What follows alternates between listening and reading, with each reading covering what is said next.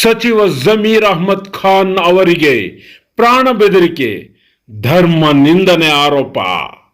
ಪುನೀತ್ ಕೆರೆಹಳ್ಳಿ ವಿರುದ್ಧ ಎಫ್ಐಆರ್ ದಾಖಲು.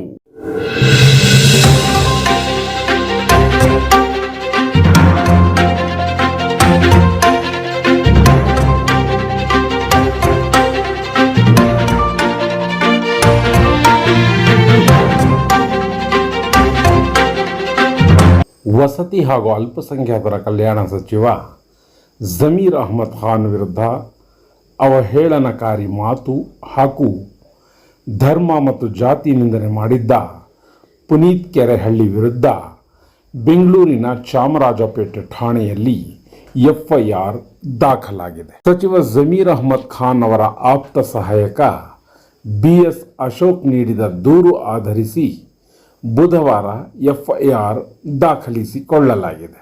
ನವೆಂಬರ್ 11ರಂದು ಪುನೀತ್ ಕೆರೆಹಳ್ಳಿ ಅವರು ಯಾವುದೋ ಸ್ಥಳದಲ್ಲಿ ತಮ್ಮ ಸಾಮಾಜಿಕ ಜಾಲತಾಣದ ಫೇಸ್ಬುಕ್ ಲಿಂಕ್ನಲ್ಲಿ ಸಚಿವರಾದ ಜಮೀರ್ ಅಹ್ಮದ್ ಖಾನ್ ಅವರ ಕುರಿತು ಧರ್ಮ ಮತ್ತು ಜಾತಿಯ ಹೆಸರಿನಲ್ಲಿ ನಿಂದನೆ ಮಾಡಿದ್ದಾರೆ.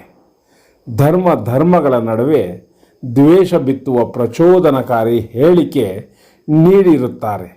ಪದೇ ಪದೇ ಅವಾಚ್ಯ ಶಬ್ದಗಳಿಂದ ಸಚಿವರನ್ನು ನಿಂದಿಸಿರುತ್ತಾರೆ. ಜೊತೆಗೆ ಪ್ರಾಣ ಬೆದರಿಕೆ ಸಹ ಹಾಕಿರುತ್ತಾರೆ. ಹೀಗಾಗಿ ಕೂಡಲೇ ಎಫ್ಐಆರ್ ದಾಖಲಿಸಿ ಕಾನೂನು ಕ್ರಮ ಕೈಗೊಳ್ಳಬೇಕು ಎಂದು ದೂರಿನಲ್ಲಿ ಕೋರಲಾಗಿದೆ.